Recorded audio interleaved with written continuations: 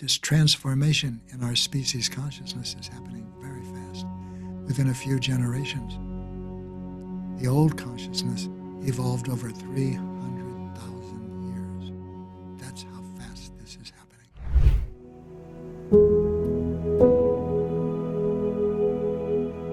Hey everybody, our mission here at the Heart Coherence Collaborative is to get people in touch with the healing power of the heart.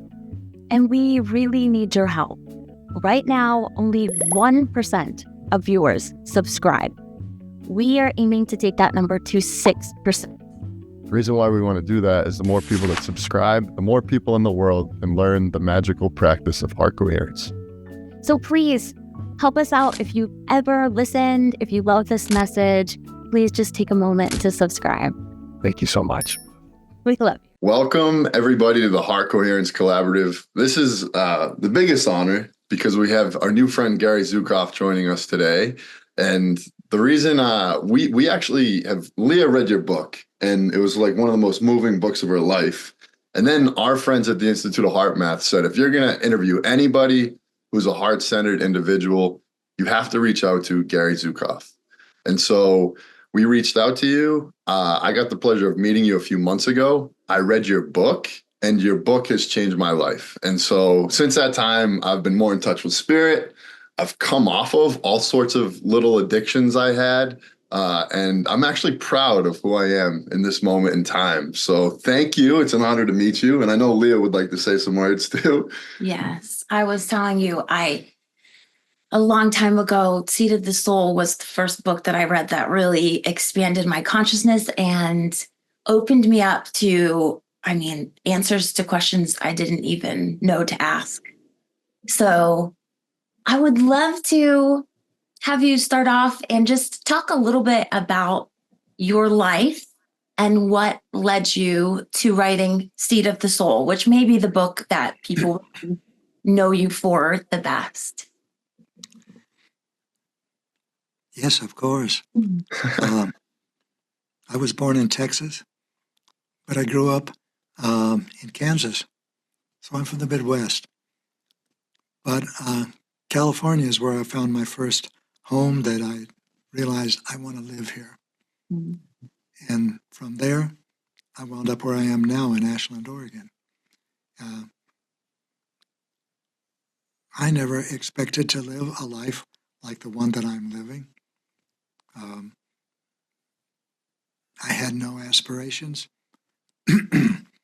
I think if I had not been conscious at all, I'd have wound up 50 years old and cutting people's lawns with a power mower. But I got a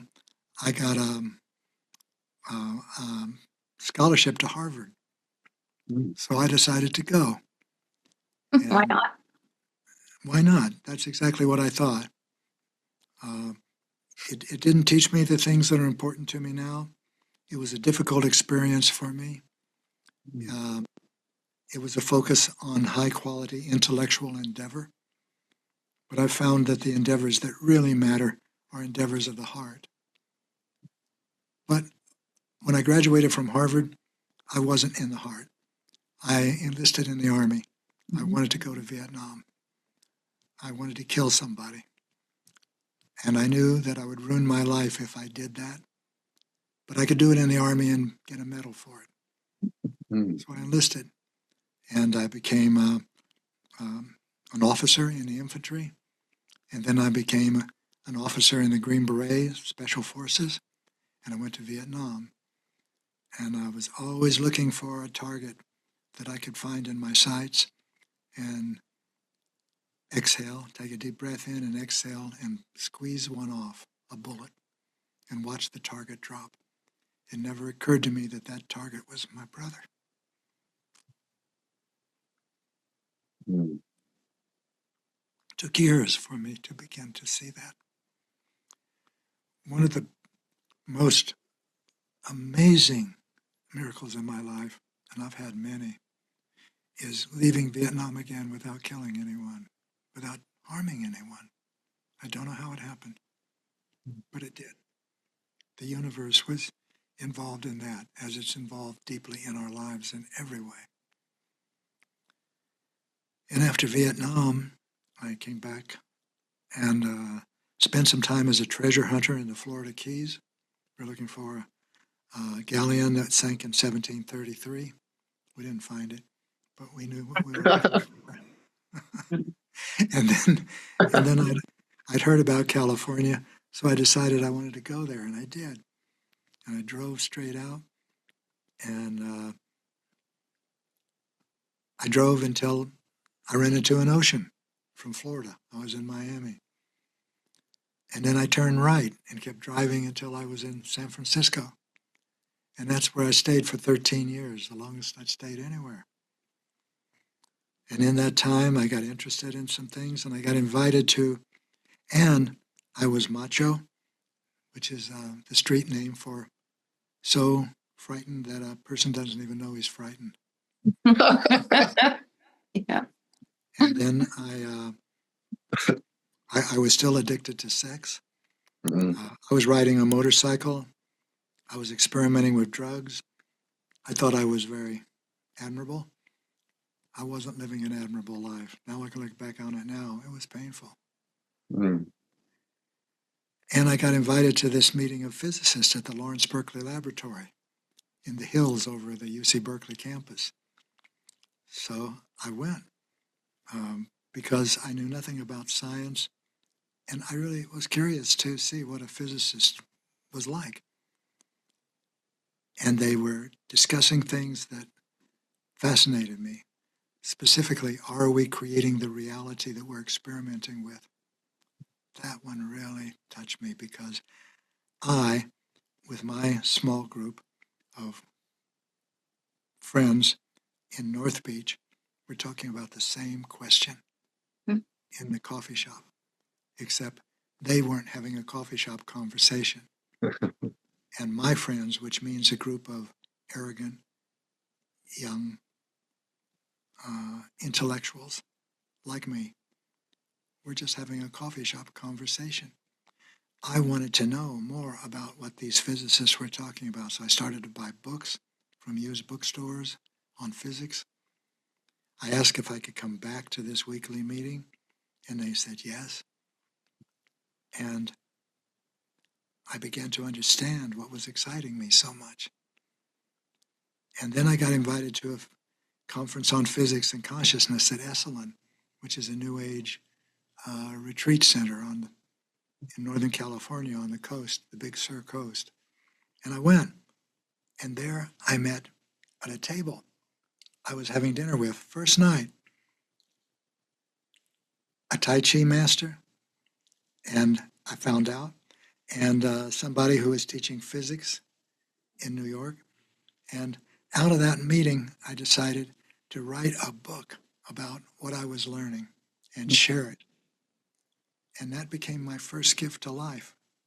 I wanted to put on a silver platter, that cliche kept coming to me, what I was learning, and share it with my friends who were liberal arts majors like me, who didn't have an interest in science, didn't know mathematics. Mm. And while I was writing that, I made an outline for each chapter. But as soon as I start to write, I'd start to write something else. It was more interesting than what I put in the outline. So I went with what I was interested in. And after 6 chapters like that, I began to see that the chapters are fitting together like they were planned. But I threw away the outlines. So who planned them? That's when I discovered non-physical reality. I realized I'm not writing this book alone. It's not possible to be alone. And then the book won the American Book Award for Science. And I got very inflated. That means blown up. But I didn't get inflated the way most people think, like I am the best. It was, oh no, it really wasn't me. It was just no thank you. It was inflated, but in the opposite direction. Still, it wasn't real. It wasn't connected. Then I discovered even more about non-physical reality. And I met a non-physical teacher those are interesting stories. I got invited to Sweden to talk at a conference of the major companies in Sweden, Volvo, Saab, the telecom, the banks. And I got invited with 3 other presenters. And when we got there, we were jet lagged because we flew straight to Stockholm and there drove a few hours to an elegant little hotel in the woods. And the next morning, the organizer said, "I've got a surprise for you." And he took us to a room, and there was a channel that channeled an entity. I had no interest in that, just curiosity, like I was curious about the physicist. But this, I got a chance to speak with this entity just by myself. And he knew things about my life that I never told anybody. And he got my attention immediately because they were important things. So then, later in my life, about a year or 2 later, I met a friend. And a friend said in a play, "I speak with an entity, a non-physical entity. Would you like to meet it?" I said, "Yes," because I'd already had my experience, and it was a good one. And when I met this entity, it was the same thing. This entity knew major things about myself that I didn't want anyone else to know.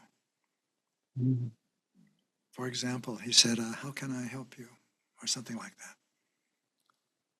And I said, "Well, I'm having a health challenge and some issues that I'd like your help with." That's what I said. It was feeble. In my heart, what I wanted to say is, I can't stop thinking about sex. I can't stop looking for sex. I can't stop having sex. And I have herpes. Would you please help me? And this teacher, I asked that question in my heart. I didn't say it out loud. And the first thing this teacher said was in answer to my question. He said, "Shall we? Let us move into healing, shall we?" And we did. And he addressed my unspoken question. That was my first experience. That was about roughly 40 years ago. And that teacher has been my teacher since. We found a way to connect without a medium. So that is how non-physical reality came into being. Your question was, how did the seat of the soul come into being? The seat of the soul is what I learned in the first 2 years with this teacher. And he asked me to write this book. I'd already planned on writing a book. But as I learned, I realized the book's going to be about what I'm learning. And I wrote it. And I called it The Seat of the Soul. I'd already had that name, but I kept the same name for an even better reason than I had chosen it the first time. And when it was published, I was thinking, what are people going to think about this? Everyone's expecting me to write a sequel to the Dancing Wu Li Masters, like Son of Wu Li, something that explores another cutting edge aspect of science, like genetics. And the teacher, I heard, I was saying, and the New York Times gave the Dancing Wu Li Masters a rave review. And I thought, what are they going to think about this book, which is about reincarnation and evolution and the soul? And the teacher said, "Don't worry yourself. This arrow will find its mark." I had no idea at the time I heard those words what that meant or how significant and huge that would be. So that's how I wrote The Seat of the Soul. I didn't write it. It's not mine. It came from the universe through this teacher. This teacher is not a reincarnated plumber or writer. This teacher is a teacher with a capital T. This teacher is an angel. And everything that I've shared comes from this angel. I added what I could. Do you remember my first realization when I discovered non-physical reality was I'm not alone. I'm not writing this book by myself. I'm not a channel, not at all. I had to work, but the work was play for me because I enjoy words. I enjoy clothing energy and thoughts with concept. So the content of it comes from an angel. But I did the work of putting it into English and then into other languages. I did the work, the play, what I enjoy, writing and having sentences come together into paragraphs and then chapters coming to an end in its most satisfying way, most satisfying. Jazz musicians call this the groove. They're in the groove. Athletes call it the zone. They're in the zone. That's where I was, and that's how I shared this book. Yeah, I really appreciate everything you just said. And there's only a handful of books in my life that I've read that actually will literally shift the way I see everything. And when I came across your book only just a few months ago, after meeting you, it really did shift my perception of reality. And I would love for everyone who's listening, who may or may not have read your book, to kind of start to get that experience of that shift back into the soul. And one of the concepts in the book that I really loved to talk about that helped me tremendously was shifting your focus from an external power, trying to obtain your power externally towards an authentic power. So I'd love to hear you touch on that. Oh, that's more than a touch. That's the core. That's the center. That's the heart of it. First, I'd like to share with our listeners and viewers that I do not expect you to accept anything that I say is so because I say it. In fact, I suggest that you not do that. What I've said up to now is so. That's my experience. Now, following this will be my experience also, but of a different kind. I suggest that you never accept anything anyone says as so just because they say it, even if they have a television show, even if they've written books, even if they have a congregation. If you resonate with something I say, take it into your life and experiment with it. See what it produces. And if you like it, experiment some more. And if you don't resonate, let it go. Don't try to wear a shoe that pinches.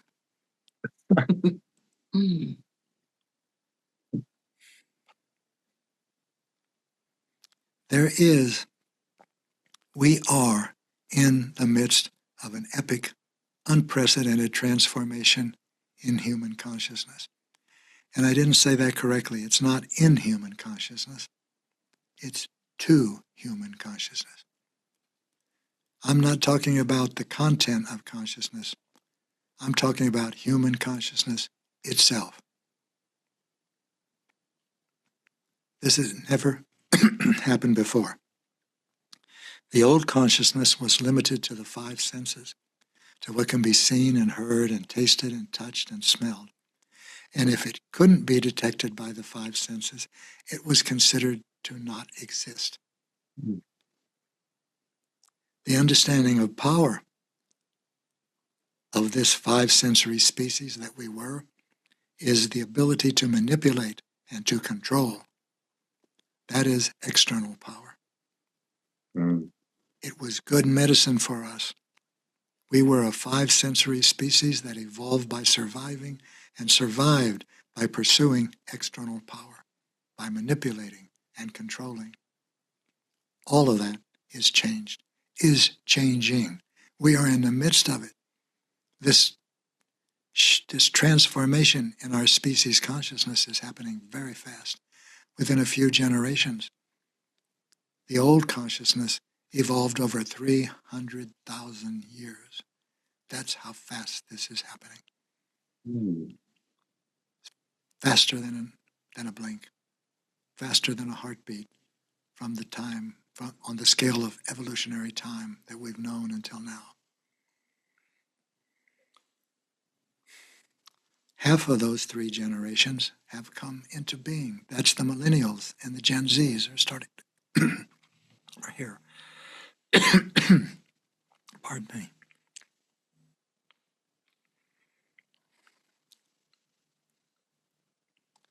The new consciousness is not limited to the 5 senses.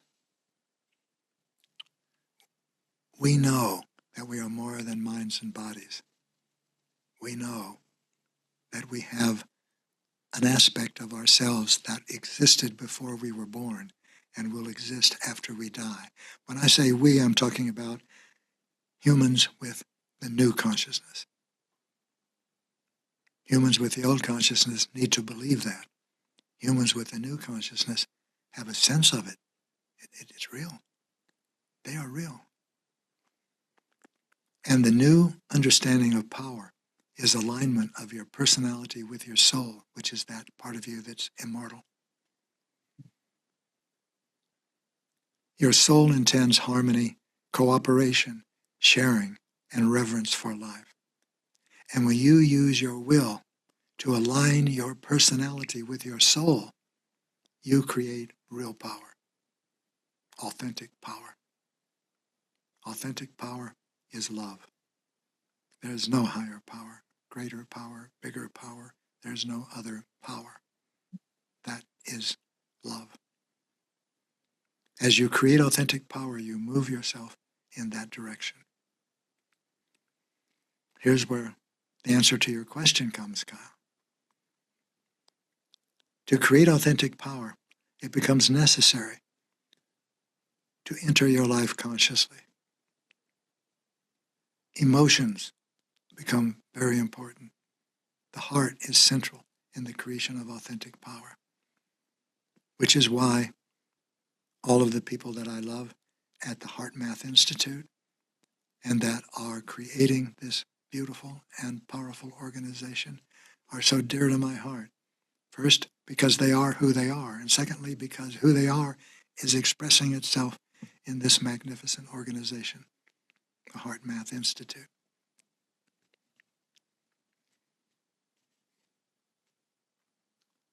The old understanding of power, external power, is now obsolete, but it's more than obsolete. It is now counterproductive to our evolution. That means it's toxic, it's poison. Like I mentioned, it used to be our good medicine, our necessary understanding. Now, it's the opposite.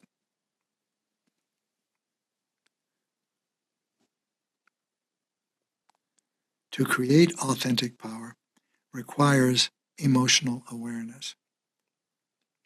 Emotional awareness is the ability to distinguish within yourself between love and fear and choose love, no matter what is happening inside of you or what is happening outside of you.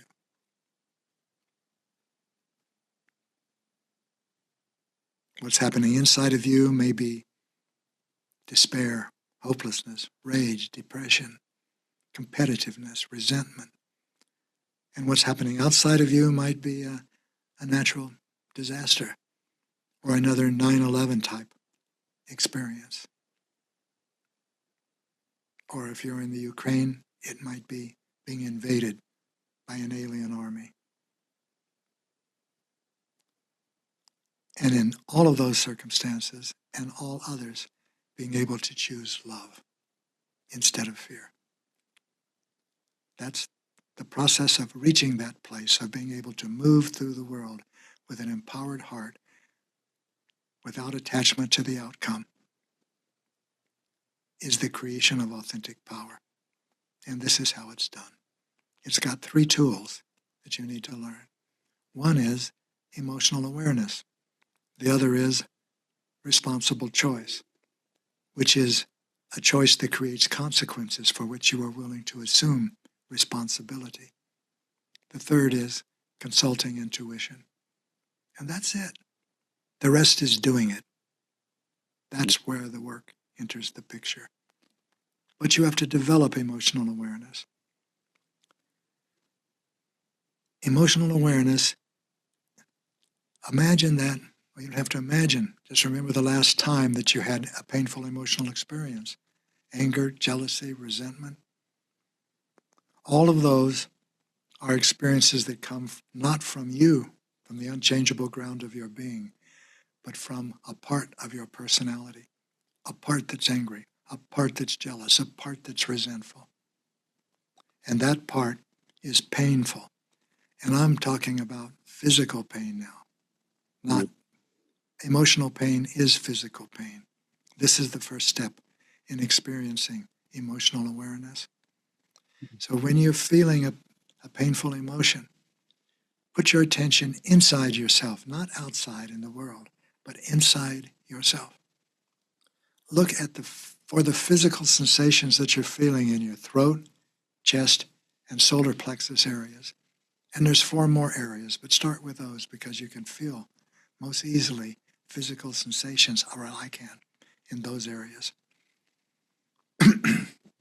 And by physical sensation, I don't mean I'm feeling bubbly, happy, light, gay, sad, none of that.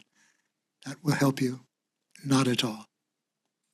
I'm referring to physical sensations such as aching, throbbing, stabbing, contracting, stinging, stabbing. You look for those, and they'll be painful. And you look for thoughts that this frightened part of your personality is thinking. We'll use that shorthand, frightened part of your personality, for this dynamic. The thoughts of a frightened part of your personality will always be judgmental, critical. For example, what you don't like about something, what you don't like about somebody, what needs to be changed. Thoughts like, he's so stupid, and I'm so stupid. These are the thoughts that frightened parts of a personality think. And when you recognize all of this, and can recognize it moment by moment, that's emotional awareness. Now you're emotionally aware. Now you're emotionally literate. This is emotional literacy. It's becoming aware in your life of when you're in fear and when you're in love. When a loving part of your personality is present, that's a part that you experience as gratitude, appreciation, caring, contentment, awe of the universe.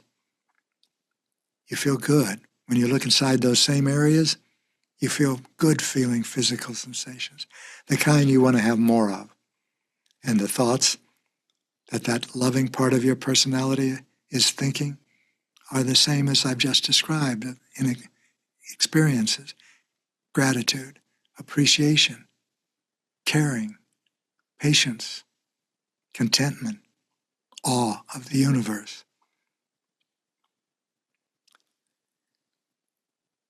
When you are in a frightened part of your personality that you know you're in because your emotional awareness tells you, you use your volition, your free will, to move your attention into a loving part of your personality.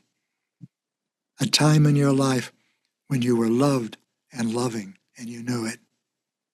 Then choose to act or to speak from that part of your personality while you are experiencing the painful physical sensations and the critical judgmental thoughts of the frightened part of your personality. That is the moment of creating authentic power. That's when energy comes into matter. That's when karma is created. That's when your experience comes into being. In the Earth School, it may take a while, it may take lifetimes, but when you create with love, you create those consequences that are constructive, open, healthy, healing, and you will encounter them. And when you create with fear, you create the opposite, and you will encounter them. If you do not know what your intention is before you speak or you act, it's coming from fear. Every unconscious intention comes from fear. It requires awareness, conscious intention to create with love. Choosing love is a conscious intention. That is a heartfelt, heartfulness meditation I've described, not a mindfulness one. Now, I'm on your show because of the HeartMath Institute. We have even deeper connections in that. We are souls. We are together for a reason. And we are using our lives as consciously as we can to become aware, to become authentically powerful, to become loving. But we're also together because of our connection through the HeartMath Institute. And in my experience, and here you must ask the people at the HeartMath Institute to correct me or confirm what I'm saying. But the instruments that they are creating and the concepts and the theories that they are creating help people to recognize, in my terms, not especially theirs, the difference in themselves between love and fear. And those differences show up as different, to use their language, heart rate variability. And they have a device that you put on your finger, you used to put on your... This device is biofeedback. They're using very sophisticated inventions of their own of biofeedback. It means your own biology is talking to you in a way that you can recognize. And their devices help you see when you are in fear and when you are in love. Emotional awareness shows you that. And the heart rate sensor that they have confirms that. Or, depending upon where you start, it's the reverse. It shows you that in your own experience and your own body, your soma. You somatically confirm that. Yes, that's right. That wiggly line that turned straight and smooth and went up when I felt better, that corresponds to love. Or at least in that vocabulary, it responds to coherence. That's the term that they use in an accurate term, taken, I presume, from the study of light. A laser is phase coherent light, and it's powerful. It's directed. You can point at something. It's got a little pencil laser. You can point at something 30 feet away, and that little spot goes right to it. Well, you can do that with your life. You can make it that clear. When you're controlled by frightened parts of your personality, you're scattered. Just like incoherent light. And in my understanding, which may be more poetical than actual, but I think there's truth in it for me, the coherence of wave coherent light and the coherence of heart energy and the coherence of love are all the same thing. And these are different ways of developing it. And since I know the things in my experience to be so, because I've changed my life with them, and millions of people have experimented with it, I appreciate the endless diversity with which divinity and love and compassion come into the lives of each of us. And I appreciate in particular when people come together and create something to help one another, such as the case with HeartMath. And that's why I'm on this challenge, to let people know about this transformation in human consciousness. And in that transformation of human consciousness, our transformation, the three of us, and the transformation that's represented and given as an opportunity by the Institute of HeartMath Institute. Yeah, I think it would be a good time, based off of how amazing that was, what he just said, to actually dive into the heart. So would you be okay if we dive into the heart together and do a heart math technique? Just real quick, some rhythmic breathing through the heart. Leah will guide. Yes, absolutely. Awesome. Okay, you can do this with eyes closed or eyes open. And just bring your attention to your heart area. You can put your hand on your heart. That's easy. And you're going to begin breathing a little slower and deeper than normal, whatever feels good. Directing your attention on the heart and breathing in and out of your heart.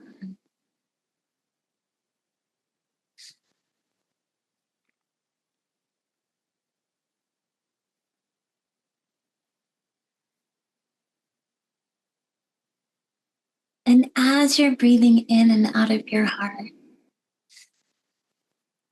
call to mind and really feel into someone that you really appreciate. Contemplate and feel how much you love this person, why, and if you can even think of a specific circumstance that just makes you love them. Really imagine that and turn up the volume on that feeling as you breathe in and out of your heart.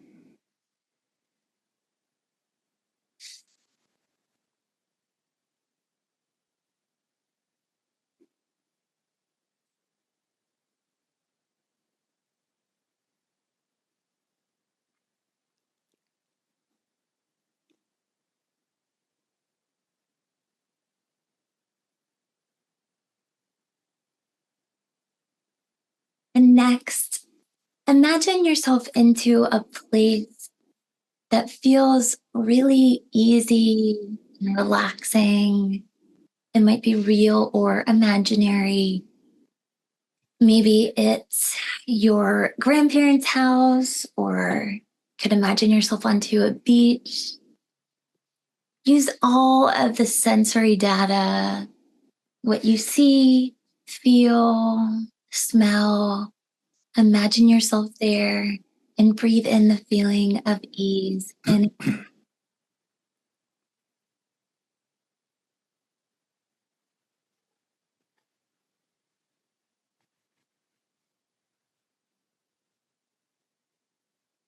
if you closed your eyes, you can open them.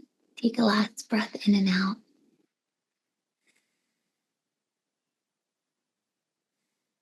Thank you, man.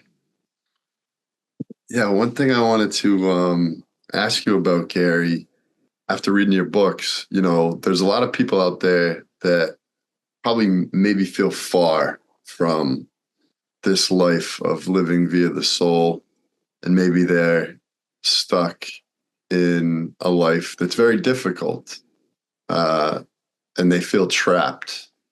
One thing that I really loved about your book is when I think it was your spiritual guide or Ambrose, you had basically, you were becoming, spiritually enlightened, and you had said, what am I supposed to do?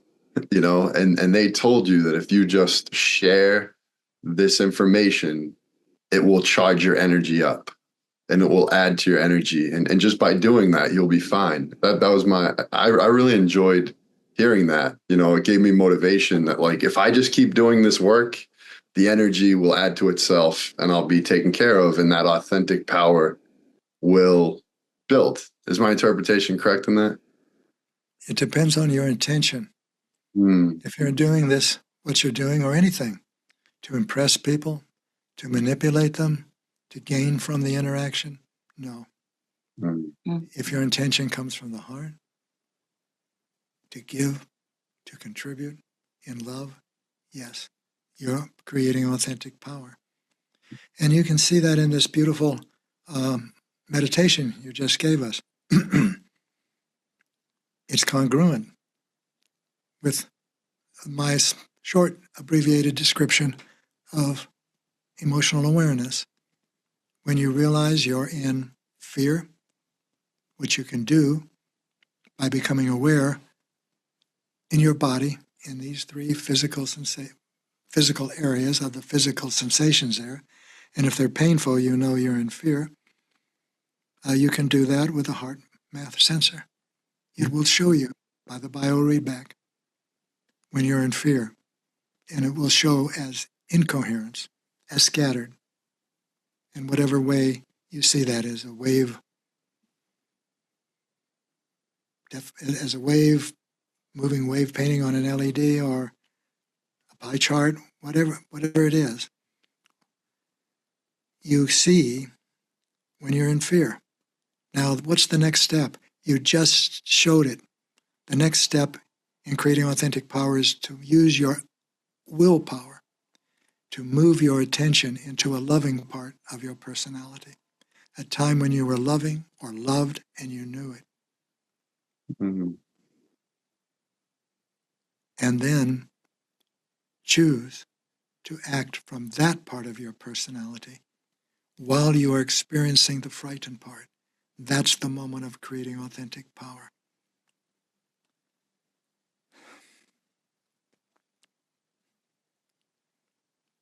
Can you see the congruence? It's more than congruent. It's an identity, which means it's the same. But we're using different ways of describing, different ways of holding it conceptually. But it's the same. You recognize fear. You use your willpower to put yourself into the energy of love, and you choose to act from that. The same thing is so and permeate. This is the way the universe is. You are a chooser. You are a powerful and creative, compassionate and loving spirit. When you're in a frightened part of your personality, if you've never heard of creating authentic power, but you had a HeartMath sensor, in that moment, you could put it on and look at it. Now I say could, not because you will, but because you could. It's a potential. And it's your decision to do that. That is the challenge to a frightened part of your personality. Even if you say to yourself, well, I'm curious. I think I'm feeling this way. I'm going to see what this looks like on my device. You have to choose to do that. You can choose instead just to shout at someone instead of look at what you're feeling graphically. You could choose to withdraw in jealousy or inferiority, but you chose to look at this device that you got from the HeartMath Institute, or you choose to create emotional awareness that you learned from Gary and Linda. In both cases, you're bringing your attention to where you are now. And in both cases, you're doing that with a choice. Choice of intention determines everything, which we just talked about.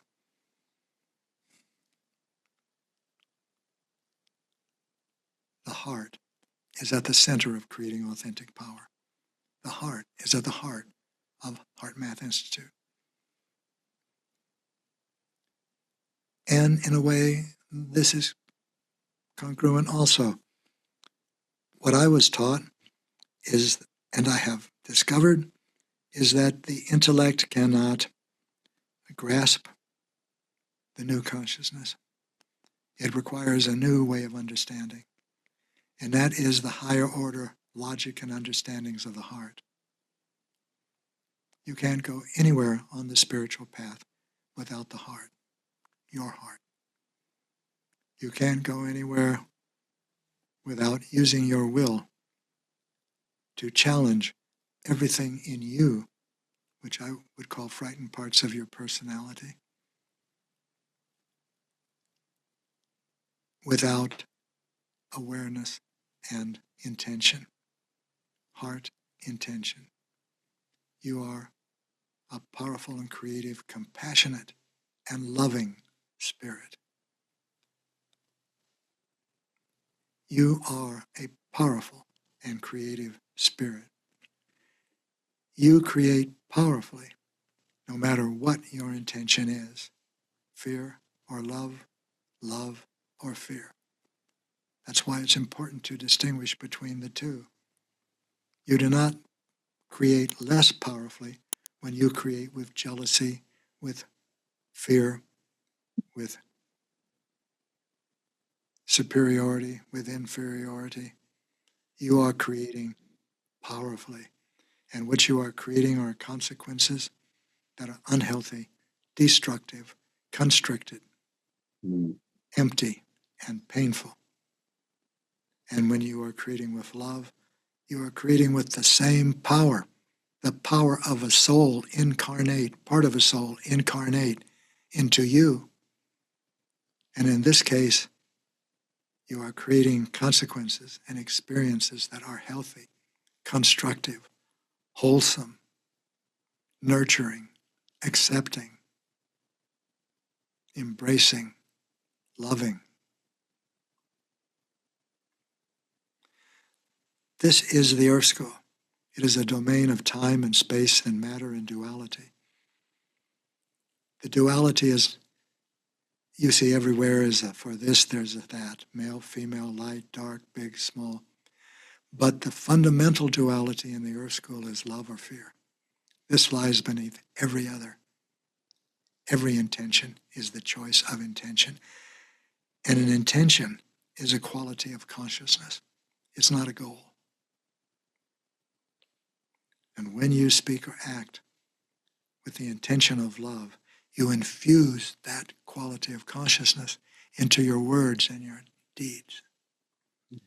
And when you speak or act with an intention of fear, you infuse that quality of consciousness into your words and your deeds. Your life is different in both cases. There's no reward for doing one or punishment for doing the other. It's a matter of cause and effect.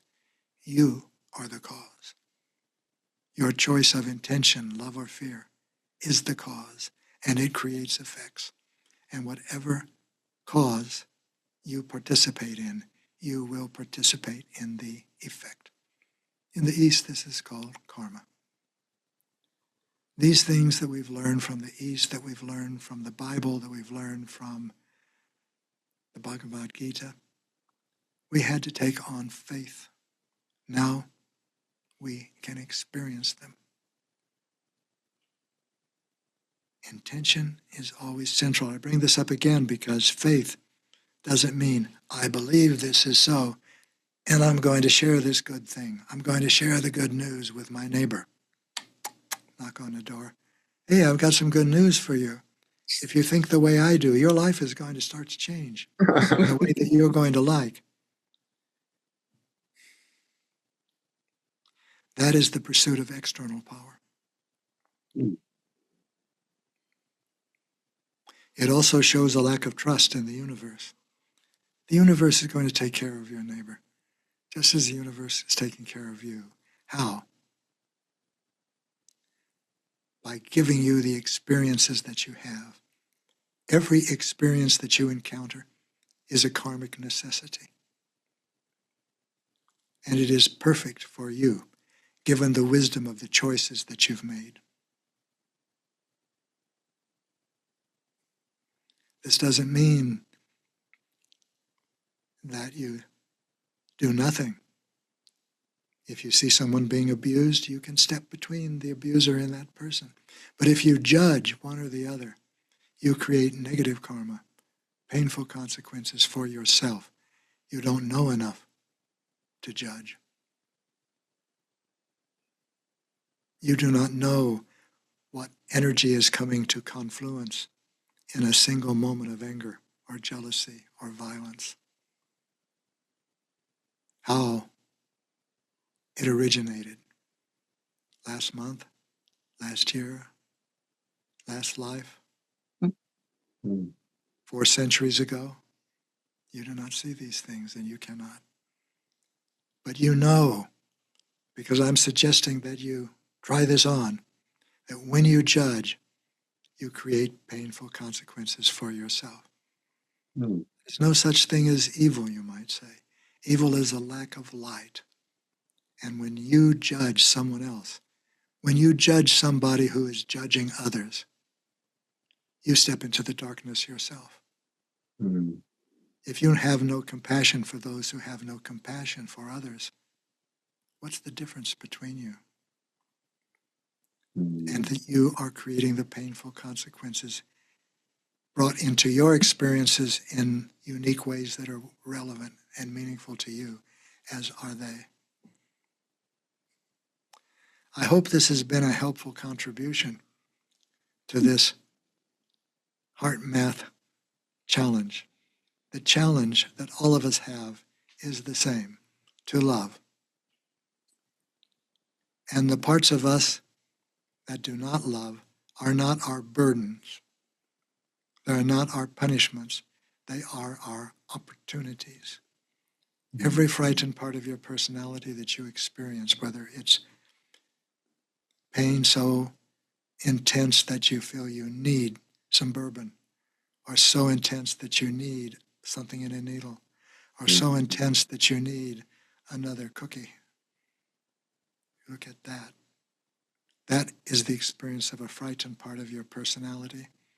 And it's not activated by the world. The world activates that, not what it causes. It causes what it causes, bliss or pain.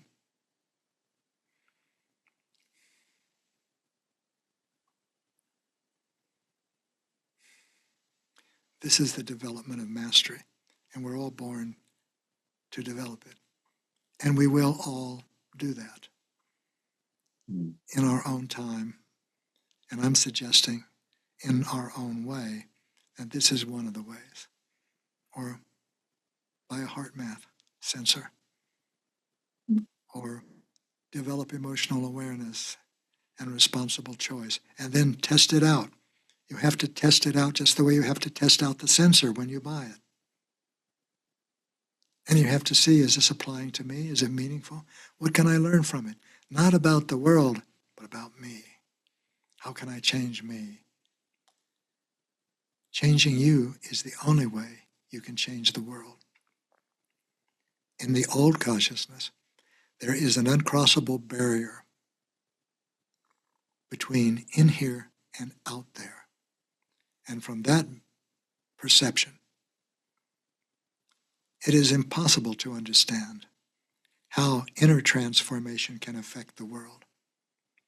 Of course, you can look at cause and effect. Well, if I'm loving, I do loving things, and other people are inspired, and they do, maybe. That doesn't change the world. It is who you are that changes the world, because you and the world are not different. That barrier between in here and out there, which is embedded immovably in the old consciousness, is not part of the new consciousness. And you are free to experiment with that.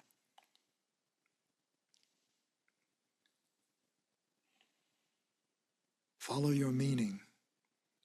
Let that be your North Star, your new North Star. There comes a time for the cessation of understanding, and instead to focus on the giving and sharing of joy.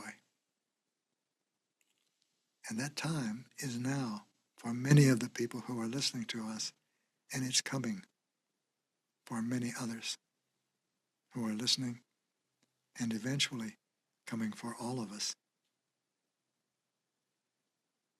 Thank you so much, Gary. This has been an amazing conversation from the heart. Thank you. It's been such an honor, and I hope that you will come back and have more conversation with us, because we could do this for a long time. Yes, we could. It's a joy for me as well. Yeah. Is there any way we can support you, or our listeners can get in touch with you before we close out? Oh, yes, that's a good question. We've just started a program. It's a subscription program. It's called An Evening with Gary Zukav. And when you're in this program, we meet together once a month, just like we're meeting now. The difference is you, the listener, get to ask me, Gary, the question. Now it's Kyle and Leah get to ask the questions, but you get to ask the questions in this program. So if you're interested in that, please go to our website, which is named after the book, theseatofthesoul.com, the SEAC, what you sit on, of the SOUL. And it's filled with, there's a lot of good things in there to support you. Many of them free, some of them not free. When you use one that's not free, we use what you pay to support the Institute to make more tools that are free. So that's the way that gives us joy. It gives me joy too. Thank you for that question. Please go to seatofthesoul.com. Please join me on an evening with Gary Zukav. And please stay in touch. You can do that through the website too, because the questions that I often ask in our other programs come from, they're your questions. And the more real they are, the more valuable they'll be for other people to hear and to consider. Thank you so much. I want to give a big shout out to Gary and also the Institute of HeartMath. Thank you, Institute of HeartMath, all our friends over there, for introducing us to Gary and for us to have this amazing conversation. We are going to link all information about the Institute of HeartMath in the comment section below the description section, as well as the sensor that Gary mentioned. We recommend that everyone goes and gets one of those because it's really changed my life. And so thank you so much, Gary. Here's what I want to share right now. It's you change your life because you decide to use the sensor. The sensor does not change your life. Creating authentic power and understanding how to do it and applying it does not change your life. You change your life by using the tools and the support that you're given by the universe. There's a difference. Don't depend upon a device. Depend upon the universe. It has brought the device and many other things into your life. Will you use it? Yes. Or will you not? If not, other opportunities will come. But whatever comes, you will choose. You have no choice in that matter. Will you choose in love or will you choose in fear? Yeah, I love this so much. I know there's going to be a shift like there is in me with everybody listening about how important those micro moments of choice are, where you disregard what's inside and what's outside and you use your will to direct it towards love, which, like you said, you could do just getting into coherence. You could do it with the device. You can do it with so many things, but do it. And that's what's going to create your life. But do it. That's exactly right. And it's only a frightened part of your personality that looks at a moment of choice as a micro moment. Each moment of choice is huge. Yeah. Bigger than the Grand Canyon. You know how far one rim is from the other on the Grand Canyon and how impossible it is to get from one rim to the other. You can't jump it. You can go from one side to the other, but that requires will and choice also. So every choice you make affects you, affects much more than you can imagine. So make it wisely. Yeah. Make it with as much love as you're able to in the moment. And if you're in a frightened part of the personality, yours, you won't have any love at all to make it with, because love and fear are mutually exclusive. But if you're in love, that moment, big as it is, creates wonderful consequences for you. And I say wonderful simply not because they're better or they're worse, but because I would rather live and love in those consequences. I've tried the other. It's so painful. Yep. Yes, we can really. Okay, thank you so much. And we're sending love to everybody. Thank you, everybody. We love you all. This interview is part of our 30-day Heart Coherence Challenge. During these challenges, we send you a heart coherence meditation every day for 30 days. each designed to bring powerful healing benefits. Throughout the event, we also release incredible interviews with guest speakers who inspire and uplift, like the one you're listening to right now. If you would like to join a future challenge, go to www.heartcoherencecollaborative.com and register now. The link is in the description. We're sending you love and hope you join us for the next challenge. We love you.